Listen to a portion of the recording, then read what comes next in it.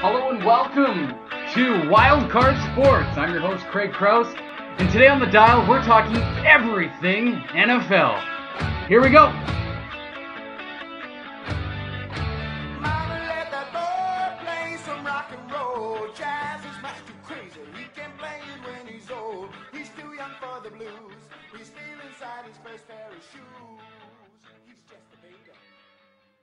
Today on the dial, we're talking everything NFL with a little Ray Rice, a little Buffalo Bills, and everything in between.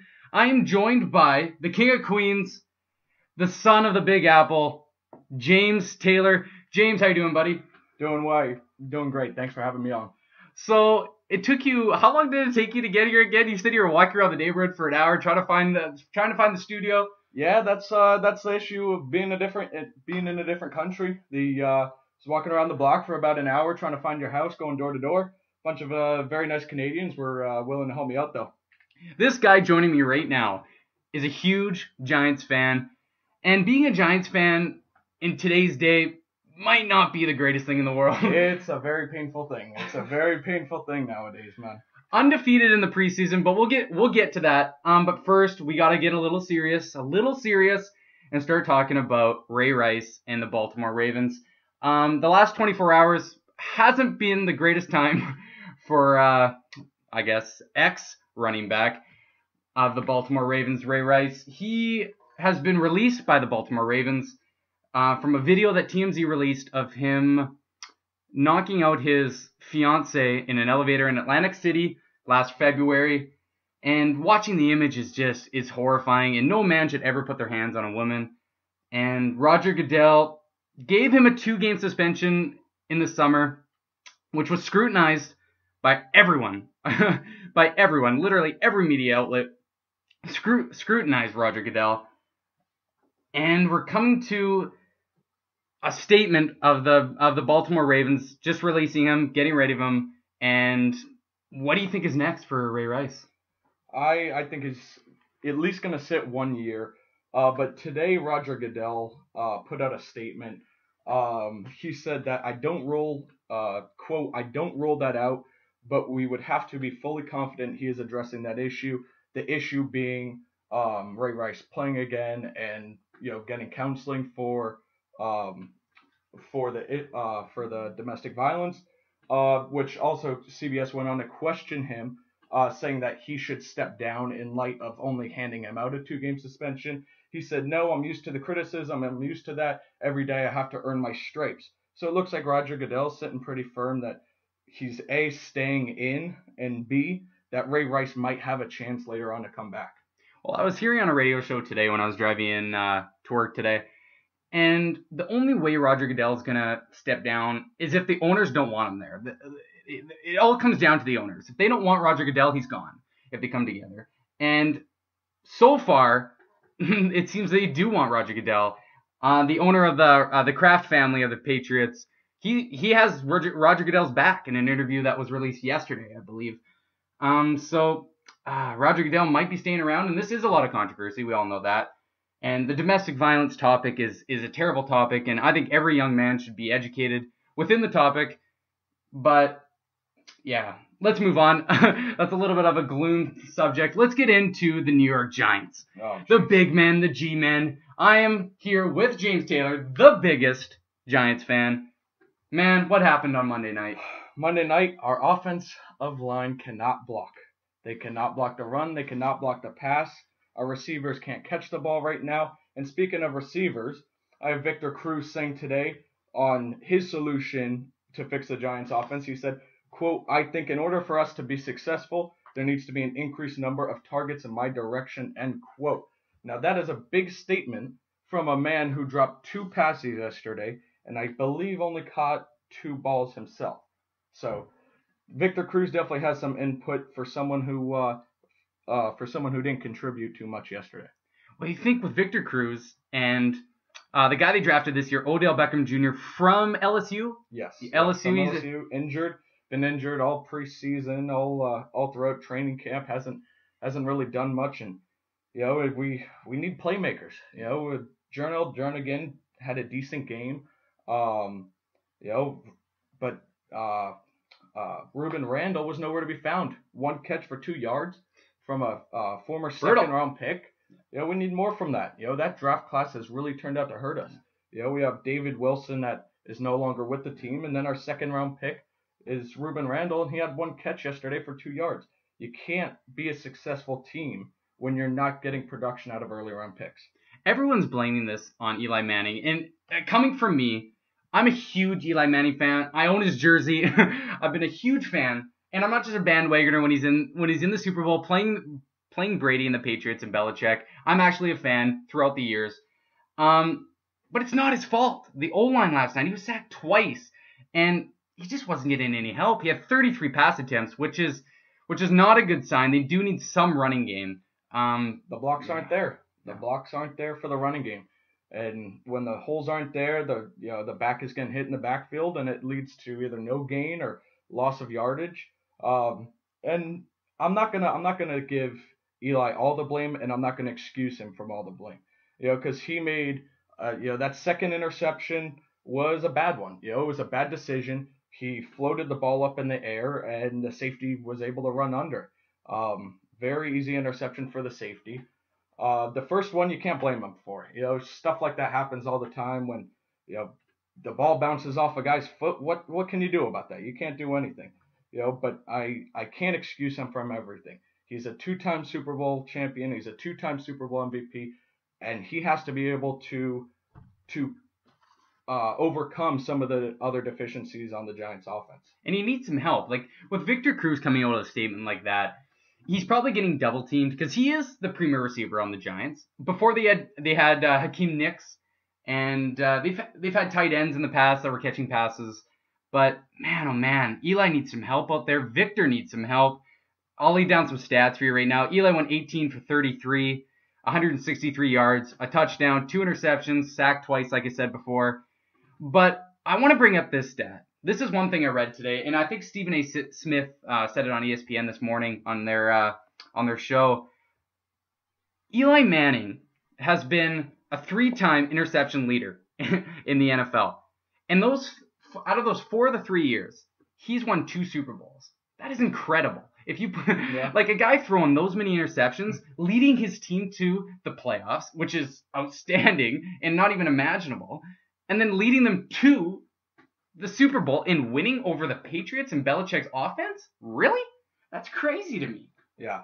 And I understand where you're coming from in that part, but we've missed we as in the Giants have missed the playoffs now 5 of the last 6 years, with 2011 being that exception. And I understand. 2011 we had a great run. We won the Super Bowl, and we have no right to complain about that.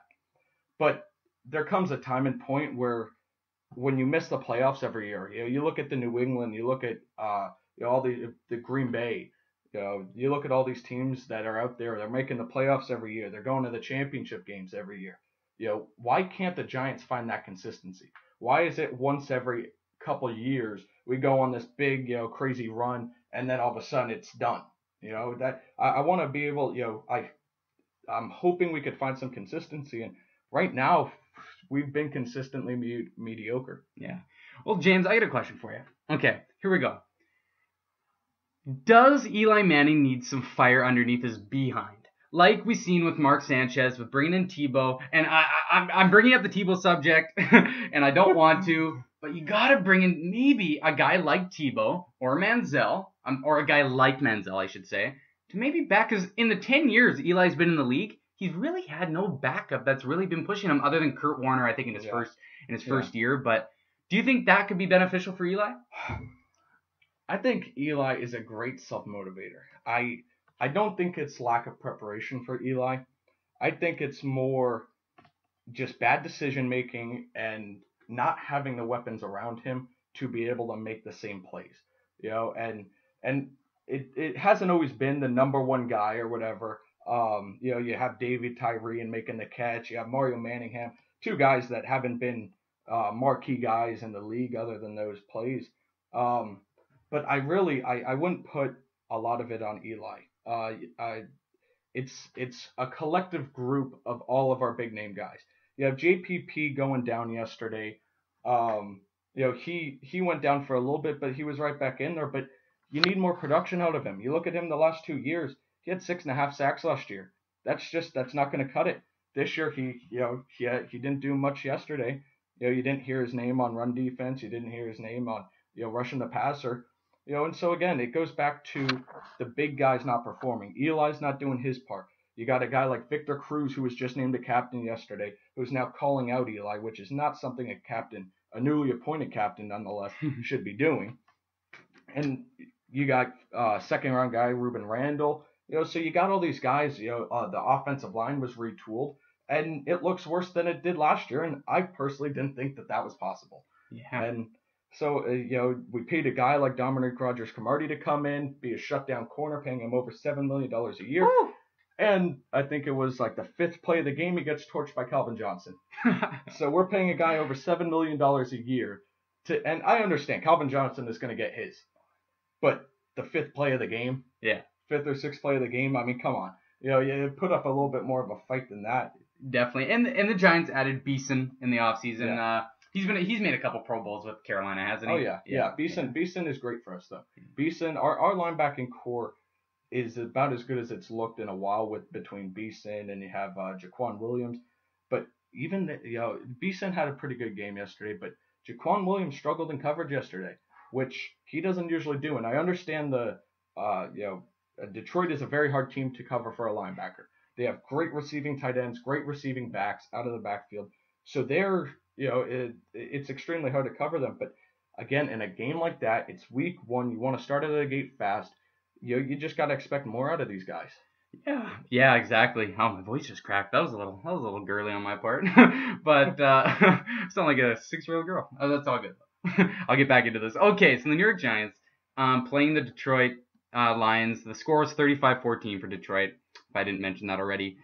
But you got to give Detroit some credit. Man, oh man, that team's looking strong. We've got Calvin Johnson having an unbelievable first game of the year. He has 7 receptions, 164 yards, and 2 touchdowns, and he's making a huge impact in the first 5 minutes. Like, are you crazy? Like, this guy's unbelievable. There is no one even close to his level right now in the NFL. And then you have Stafford with 22 for 32, 346 yards passing, and 2 touchdowns. Golden Tate's catching passes, Reggie Bush catching passes out of the backfield, and the first round pick, Eric Ebron, catching no passes. So the Giants figured out one player, but the rest of the team, not so much. Yeah, the Giants secondary just didn't perform the way they should have. They really made, Stafford had, I think it was his 3rd highest quarterback rating of his career. Opened up with the most passing yards in the first quarter of his career. And you're talking about a Pro Bowl level quarterback that made the Giants defense, look like Swiss cheese. Good reference. Yeah. I think the Lions offense, especially with their new offensive coordinator and play caller, I can't remember his name, but he came up from New Orleans. I think he's really going to help them. New Orleans does a lot of crazy stuff with you saw Detroit with their 3 tight end sets and Calvin Johnson split out wide, and then you have Reggie Bush and Joyke Bell in the backfield, and with all the weapons they have on that team, I think they're going to be doing a lot of what the Saints were doing. Yeah.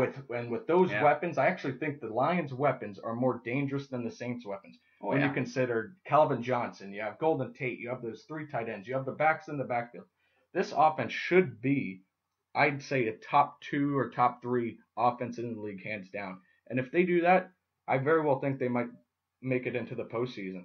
Yeah. Okay, we're talking about postseason. If the Giants don't make the postseason, which I'm hoping, if they don't go 8-8 like they usually do, them and the Cowboys, I won't bring up the Cowboys. That's out of the question. Romo had a terrible weekend, to say the least. But hey, at least he was worse than Eli. Oh, way worse. Way worse. But is Coughlin done in New York? I think so. I think if we have another season like we did last year, 7-9, 8-8, unless down the stretch our offense really seems to click under new offensive coordinator Ben McAdoo, which as of right now it's not looking too pretty. But I think if we have another mediocre year, I think it's going to be clean house time in New York.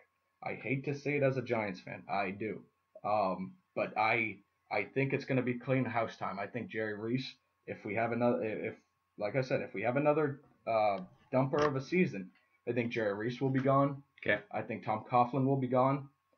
And I think Eli Manning would be gone. Woo! That's a huge statement, really. I think a new GM would want to start fresh. Eli has been regressing in his last couple seasons. Tebow time. I hate to say it. Don't bring up Tebow and the Giants. Tim Tebow is for the New York Jets mess. Yeah. The Giants are dealing with theirs right now, but Tebow was the Jets mess. They could have Tebow back. Belichick gave him a chance. Belichick's known as probably the greatest coach in the league right now, and he gave Tebow a chance. Yeah, hey, well, we beat Belichick twice in the Super Bowl, so let's not forget that. Yeah, exactly. I think the Giants cannot have another season. We need to turn it around. Week 2, we're at home opener against Arizona. Arizona came off a good win, a 1-point victory over San Diego. I don't know if anyone watched that game, but it was a very good game. It was pretty late on the East Coast. But the Giants need to step up. They need to show that they have guts. They need to show that they have the will to win, because right now, from the fans' perspective, it's not looking too good. I just watched a video of a Giants fan burning Eli Manning's jersey. Burning. Go on Bleacher Report if you want to see it. Bleacher Report, it's one of the top 10 trending things right now online. A Giants fan is so pissed off at the Giants right now, and Eli Manning specifically, he burned the jersey. That man won you 2 Super Bowls and you're burning his jersey? Really, Giants fans? I'm appalled by that, but it just shows the discontent in the Giants world, from the fans' perspectives. I think we're gonna wrap up the old Giants subject right now. But who they got this week? Who they playing this week? Arizona. Arizona. Man, that might be a tough matchup. At home against Arizona, but we gotta prove that we can do it. Oh man, Peterson might have a heyday with old Manning back there, but we'll see. We'll see. But we're going a little north of old Manhattan and New Jersey, and we're going to Buffalo with major news coming in the last 24 hours. Also, what's going on there, James? So the Bills officially announced the sale of the team to the I'm gonna mess up this pronunciation, but the Pegula family, family, who is committed to Buffalo. So this family, they own the Buffalo Sabres as well, and they are the only thing that needs to be done as of right now is the owners need to approve it in New York City on October 8th when they meet for their annual owners meeting. But so I think it's great for Buffalo. I think the Buffalo fan base is one of the best in the NFL. They are very loyal. They haven't had a winning team in quite some time now. I think they're the second. I think they have the second longest streak without a playoff berth. And I think it's something like 2000. So the Buffalo fan base has stuck with them, and I'm glad to see that their team is sticking with them as well. Well, yeah, I think the Wilson family really wanted to land an owner that was in the city. And with the Pegula family, he owns the Buffalo Sabres, also the hockey team there in Buffalo. And there was like rumors going around that John Bon Jovi and his mullet were going to buy the Bills and bring them to Toronto. I didn't ever believe that was actually ever going to happen. No. But I lived in Toronto the last year. I just moved back a few months ago. And I went to a Bills game last year against Baltimore. And I went to Ralph Wilson Stadium.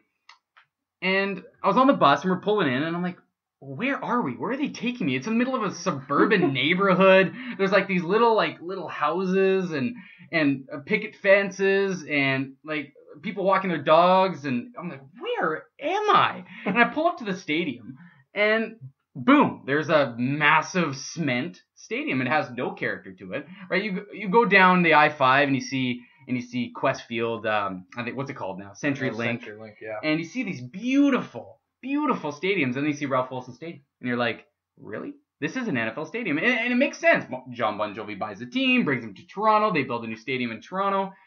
Life's good. But that's not the case. Pegula's coming in, and they're I'm guessing they're gonna stay in Ralph Wilson for a little longer until they can find some space and build a new stadium. But I think this is great. give it to a local guy, and see what he can do with the team. And they got an exciting team. They got EJ Manuel, young quarterback, and they have CJ Spiller and Fred Jackson, Marcel Darius. Yeah, they have a pretty good young nucleus. They just upset Chicago week 1. I have a question for you though. Okay. So the Buffalo Bills paid close to, or the Pagula family paid close to $1.4 billion for the Bills. Now, I will say that is a hell of a lot of money. Okay. But it is about 0.6 billion or 600 million less than what's his name paid for the Clippers. I was wondering where you're going with that. I was gonna say, and I'm actually shocked by that. Yeah. I am shocked that an NFL team nowadays, especially after that sale. Yeah. I thought that sale was going to do wonders for the NFL.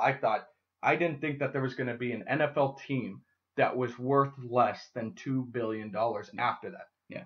I mean, I understand the LA market. The LA market's great. But they're the Clippers. Yeah, I mean, they're the Clippers. They're an NBA team. I mean, the NBA is so far behind in the revenue scheme. I mean, half their teams still don't make a profit at the end of the year. No. Every NFL team is profitable. Yeah. Every single one of them. Yeah.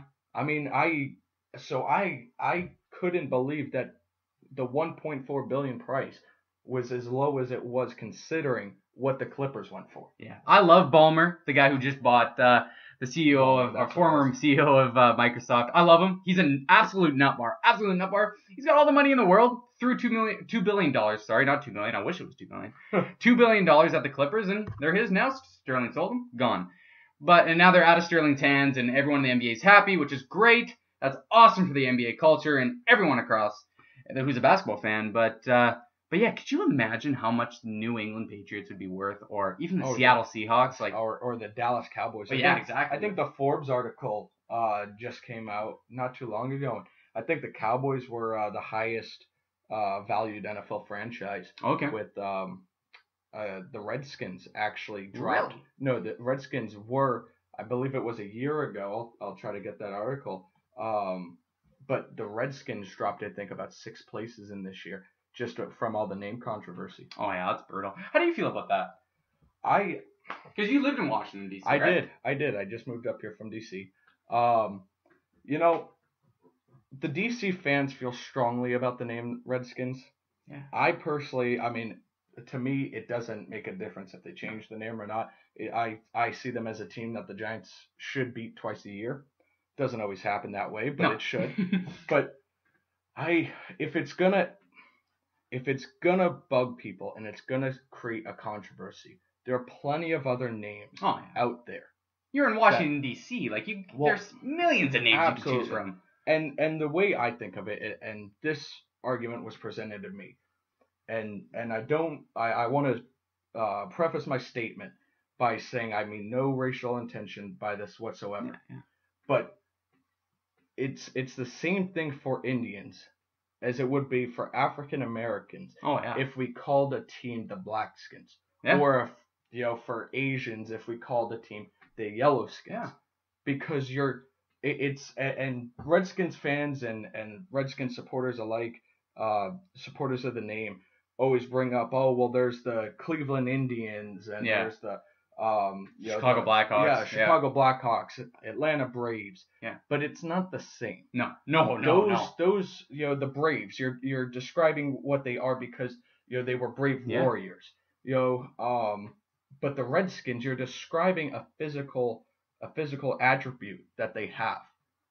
So I mean, what outrage would we have, especially in today's day and age, if all of a sudden a team came out, a new expansion team came out called the whatever Blackskins. It's terrible. LA Blackskins. Yeah, LA's they're due for a team. Oh yeah. I agree with that, but the LA Blackskins, the LA Yellowskins. Yeah. So to me, that was what convinced me. Yeah. Because I never thought about that like that before, where it's completely true. I mean, you wouldn't call someone, it's describing their physical feature. Yeah. Something needs to change. We're in a time now where where racism is unacceptable, and something needs to change, you can change your name. And I know it's all about branding. And didn't they have the trademark revoked or taken away now that anyone can sell anything with Redskins on it? And that's a huge problem from a revenue standpoint, right? Because you want to make a lot of money, right? So their revenue is just plummeting. Very quickly declining. Yeah. Because of this. And but like you said. Yeah, they have such an exciting team too. And with RG3 and Deshaun Jackson and oh man, this team could be really exciting. Just change your name, guys. Like that's all you have to do. And this team will be at the top. Again, everyone will be talking about it. It'll be like the Seattle Seahawks. Right now, the Seattle Seahawks are so cool to be a fan of. Like you're having all of these bandwagoners jump on, but there's a reason why. This team's fun to watch. They're fun, they're exciting, they're young. They play fast paced, hard nosed, they're hungry. And that's the thing you don't see out of Super Bowl champions anymore. You see the New York Giants in 2011. What did they do? They missed the playoffs in 2012. Yeah. You look at the Baltimore Ravens. They missed the playoffs the next year. This Seattle team came out week 1 against Green Bay and said, we don't care that we won the Super Bowl. We are still acting like we are the underdogs, and we're going to slap around whoever gets in our way. Oh, yeah. And I don't see anyone in the league that's going to stop them right now. No. I really don't. Just to bring up real quick, something that I just pulled up the Forbes article for the value of the NFL franchises. Yep. And something I am very surprised by this. There are only 4 NFL franchises that are valued at over $2 billion. Really? So that means only 4 NFL franchises. You have the Dallas Cowboys at number 1, the New England Patriots, or the Dallas Cowboys at number 1 at $3.2 billion. Woo! You have the New England Patriots number 2 at $2.6 billion. Wow. Then third, which I'm not sure. This says the Washington Redskins are 3 with $2.4 billion. Okay. I'm not sure when in 2014 this was released. And then the Giants, New York Giants, come in at 4 at $2.1 billion. Then the next couple are 5 is Houston Texans, and number 6 is New York Jets at $1.8 billion.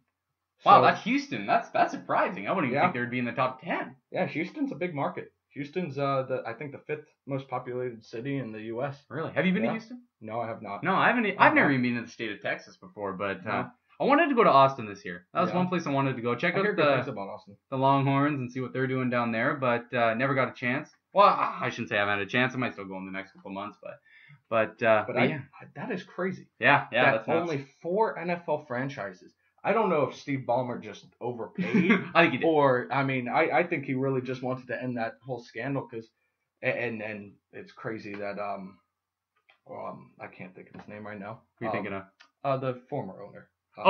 Sterling. Sterling. Yeah. And he was still kicking and screaming going out. Oh, I know.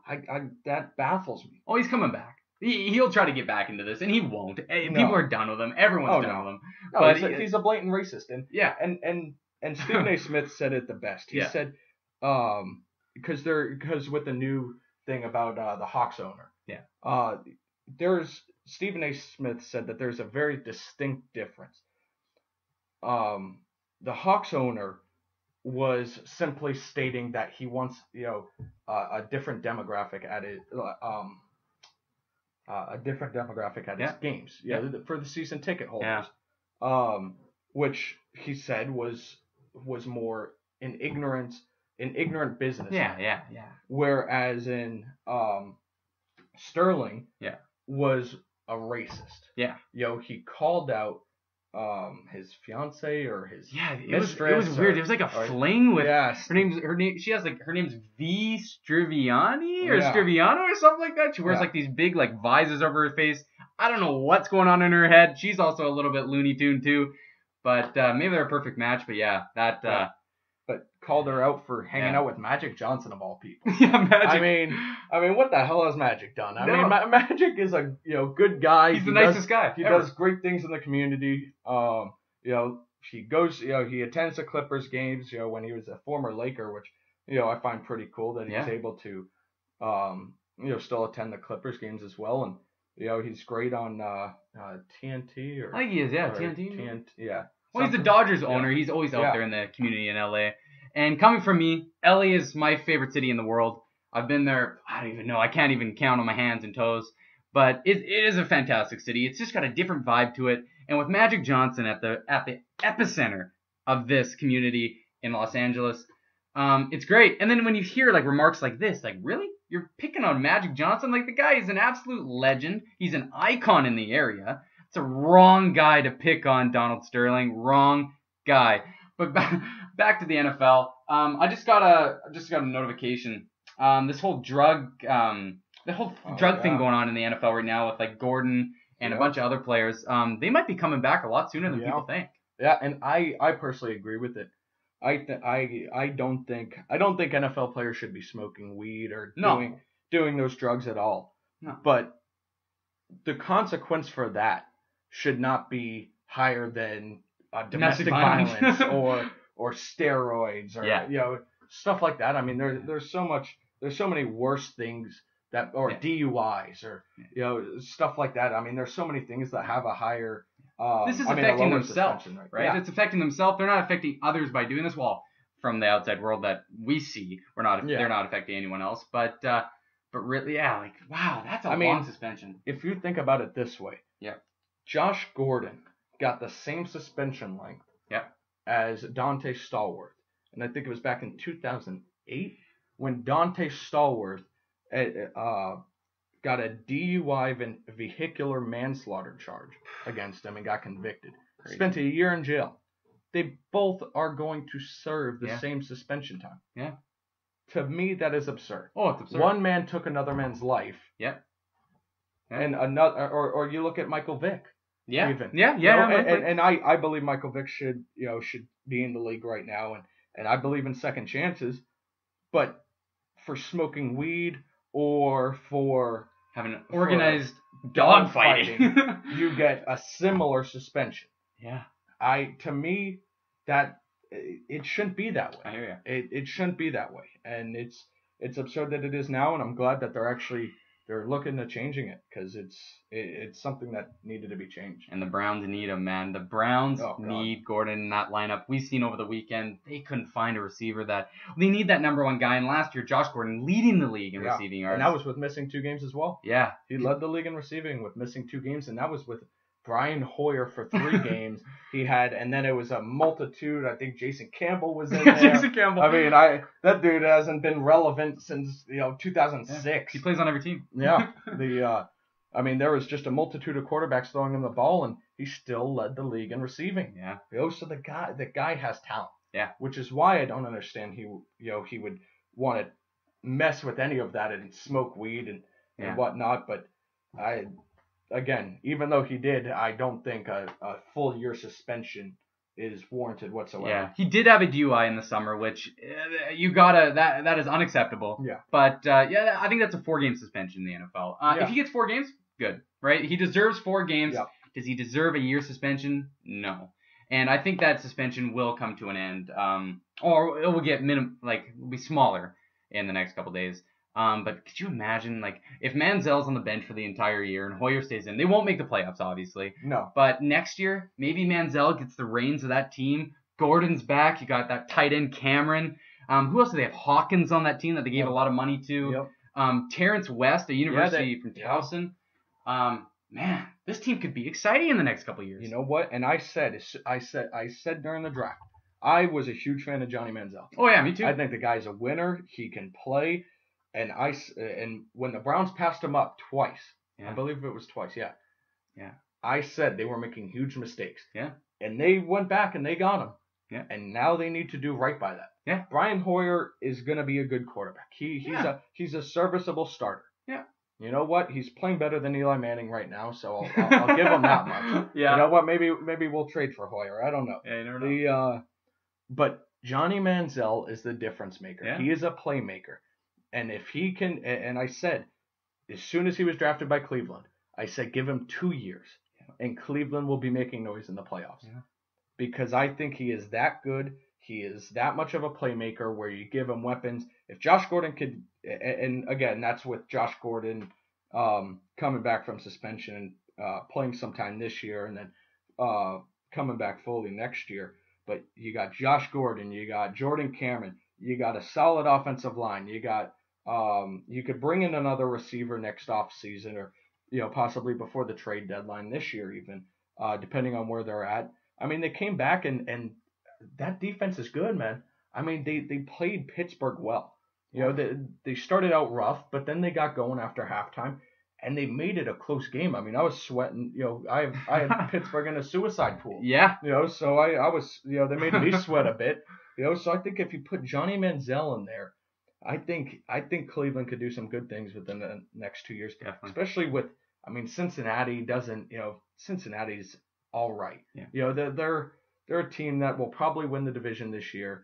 I think it'll come between them and Pittsburgh. Baltimore is right there. I mean, but there's no one team that you could say, all right, this is the New England, or this is, the Seattle of this year, or this is, so the division will be up for grabs. It's open there if a playmaker like Johnny Manziel goes and takes it. Yeah.